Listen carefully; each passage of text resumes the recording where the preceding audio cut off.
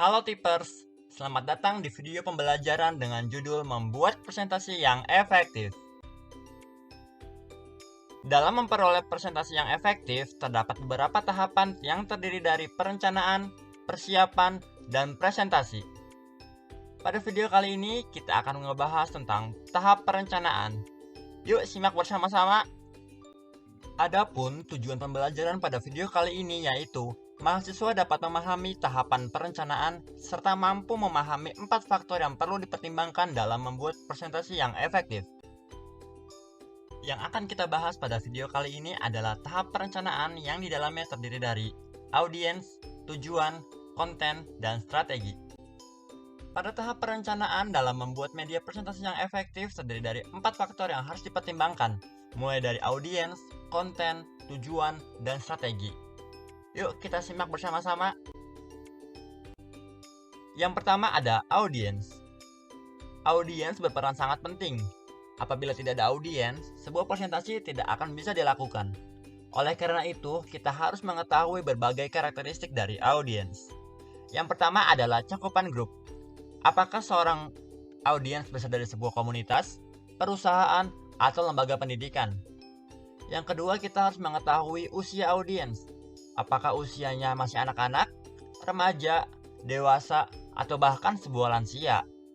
Yang ketiga adalah tingkat pendidikannya, seperti mahasiswa, tokoh masyarakat, atau orang yang telah memiliki gelar.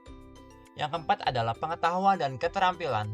Hal ini berguna agar seorang presentator dapat menyesuaikan ucapan dan materinya dapat diserap baik oleh audiens. Yang kelima ada etnis dan sosial ekonomi, di mana seorang presentator harus menyesuaikan bahasa yang digunakan agar tidak menimbulkan kesalahpahaman. Selanjutnya ada submateri tujuan.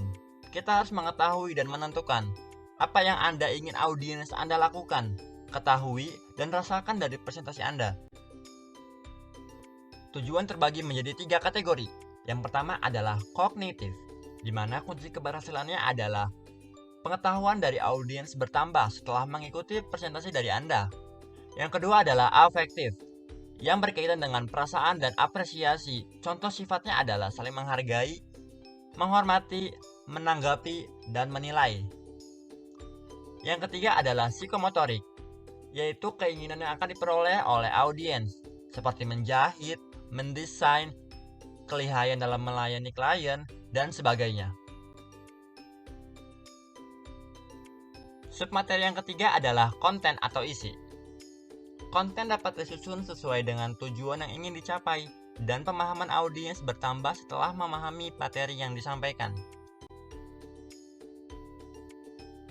Submateri yang terakhir adalah strategi. Strategi adalah cara penyampaian pesan ketika presentasi.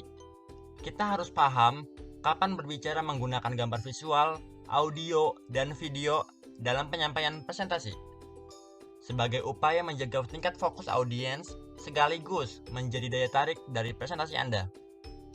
Gunakanlah grafik atau tabel pada paparan data berupa angka, agar memudahkan audiens memahami presentasi Anda.